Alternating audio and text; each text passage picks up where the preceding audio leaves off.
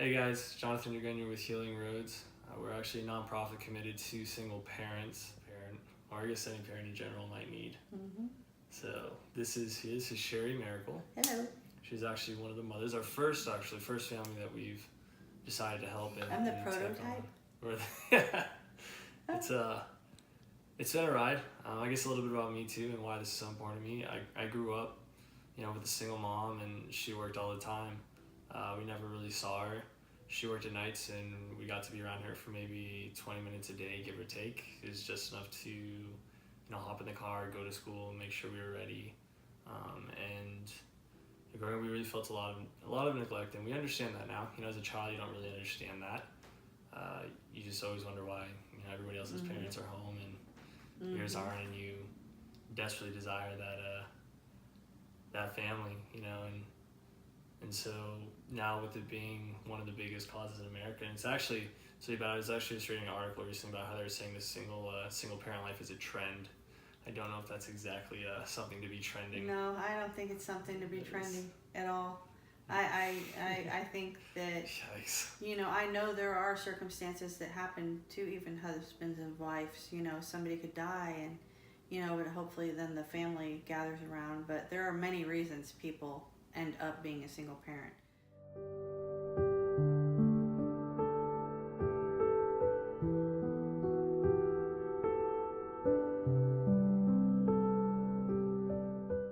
Right. Well, hello. Part of my story is I have a 22-year-old son who, at a year and a half old, we got shipped back to Texas, and then my journey began. His name's Jesse. He's actually upstairs. He's 22 now. And then 10 and a half years later, I had Zoe, my daughter, who is now 12. And never did I think, after already being a single parent, that I would actually go through that again. But there was no way I wasn't going to keep my daughter. And when I had her, I fell instantly in love and didn't know how I was going to do anything. I had just lost my job. I had support of a spiritual mentor in my life, and I will tell you, without me seeking and accepting the Lord, I wouldn't be probably even here. I wouldn't be very stable. But because of that, and because of who He puts around me and how He's helped me and made sure throughout the years, that's what's been my grounding. But as a single parent, I will tell you that it is a constant. You never feel like you're doing good enough. You never feel like you do enough. I never feel like I have enough time, nor did I when my daughter was young, my son either, because I was always working, and sometimes that included overtime. And now I'm older. I'm actually 52 right now, and I'm still raising a 12-year-old. And one of the things is the not feeling like you're doing enough is like I'm at work and I have to focus on work, and then I come home and everybody gets off school and everybody's hungry, tired, it's been a long day, and then you have to put on a different hat and try to be a parent. I can't say that I always do a great job, but I definitely have grace on me. I think the other battle that I face, that I've actually talked to Jonathan about, is I always feel like I'm in need. Like there's, it's like somebody will say, oh, here you go, let me bless you, get some food. But then, the next week, it's the same thing all over again.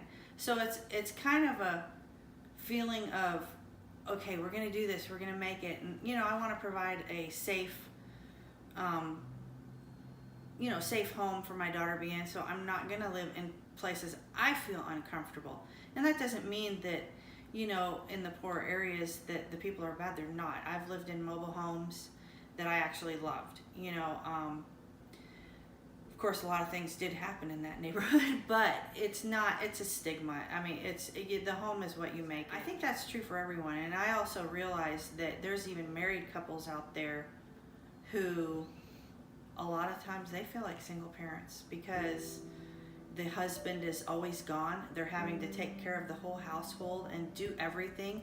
The only difference there is they have the financial backing. And I will tell you, money is not everything. But it is provision, and it does help. But it's not really what you need. Like, I always struggled with the male not being there, feeling like my kids were missing out. And especially when my son was little, it's like, how do I get him into these sports? How do I get some males around him? So we did these programs, and it's just what I've dealt with, even in these programs and everything, is the constant feeling of being judged.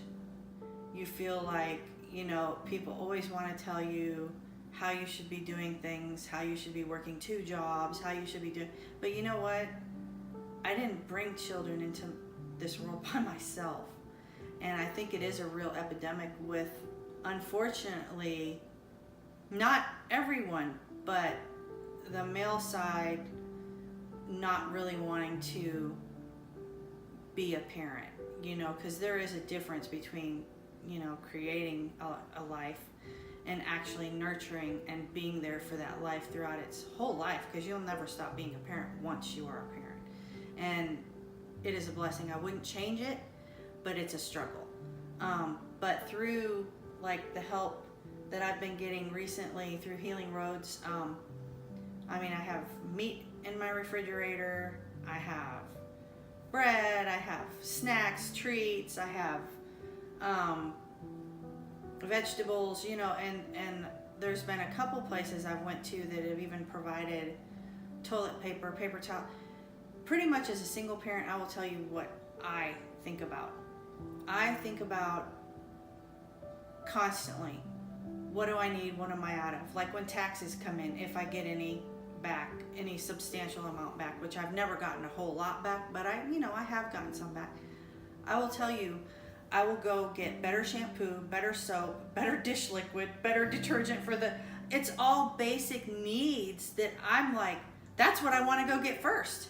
I don't care about anything else. It's like, let me go get that soft toilet paper. Let me get the really good soap that's good for your skin. And as me, I'm health minded for the most part, but I end up having to eat just what's available, and I get tired, honestly. I don't always want to cook.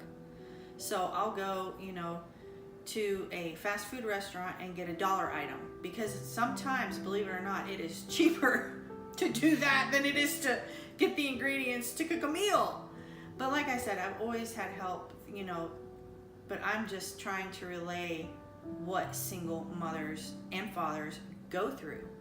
And if you don't have a good support around you, like for instance me, I would call myself, now I have had different type of support through the years. I've Zoe, someone who is considered her dad, he's been a help throughout the years, but that's also been a struggle for me, because it's hard for me to, I guess, have that relationship, because I'm so used to being independent, and it's a struggle. But I also didn't want to bring people in and out of my kids' lives, because I don't want to provide that type of atmosphere of, like, my son's been very ill. He's been still staying with me, and he's been very ill. He 22 years old, and he got diagnosed with UC, and then had an accident, and so that's been very hard, because you're trying to make sure, gosh, I want my kids to succeed, but you always feel like you're at the bottom of the totem pole and just scraping. There's no way, in my ability, that I could afford a college education for my children. And my son, very bright, I would have sent him to college. Zoe, she's talking about wanting to go to college all the time, and I'm 52 years old. I have no savings. I'm robbing Peter 3 weeks ahead to pay right now. And I work full time. It's not like I don't work. And I could work 2 jobs, and I've actually tried to go out and do that, but I will tell you what, I'm the only one and it takes me away even more. And how productive is that? That's, to me, it's not productive. I think it's hard enough to have your parents, even both, if they both have to work. I think that's hard enough. I can see maybe one having to work full time if you're married, and then one working part-time so that they can be there for all the athletics, the extracurriculars. That's always been a struggle. In the midst of it all, if for all the women out there, right, just Right. what's kind of a word of encouragement that you would have for them, or just even You know what? And this is something I really need to tell myself that I don't. So this is, I wouldn't say hypocritical, but it's something that I need to tell myself. And since I know I need to tell myself this, I need to tell you this. You are good enough. You didn't choose to be a single parent. You didn't choose circumstances. Maybe some of the choices you made, that's how it ended up. So part of it you may have, but you didn't choose for the single, raising someone on your own. For instance, myself, I don't have a college degree. I don't consider myself stupid, but I don't have a college degree. And there's a lot of people out there and a lot of jobs that require college degrees, and that's been very hard. So my income it's minimal. And without God and without His blessings and just being open to receive, you need to be open to receive. It's okay. It is not your fault. You are good enough. You are worthy.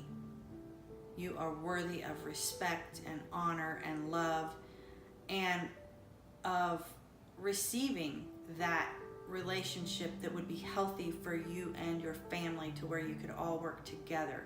It's not easy, but you're worth it, and you need to believe that, because it's the truth. And don't beat yourself up about how you didn't do this and you didn't do that and you can't do this and you can't do that, because I'm telling you, your kids, you mean the world to them. Male, female, dad, mom, you mean the world to them. And it does put extra pressure, but I will tell you what, there is a Father of us all who fathers us all, and His name is Jesus Christ. And that has been my saving grace, and being able to open my heart to receive. And it's okay if you have to keep receiving, because your kids deserve that. You deserve that. Like I said, I work full time. It's like, what more and I've even had you need to go get another job. You need to have 2 jobs. And I'm like, it just, in my brain, I'm 52. I'm not 22. I'm not 32 anymore. Even for a short season, maybe you could do that. But I will tell you, when my daughter was little, I worked 50, 60 hours mandatory overtime at a job, and it was rough. I missed a lot of things that I wish I hadn't missed, and that's heart-wrenching.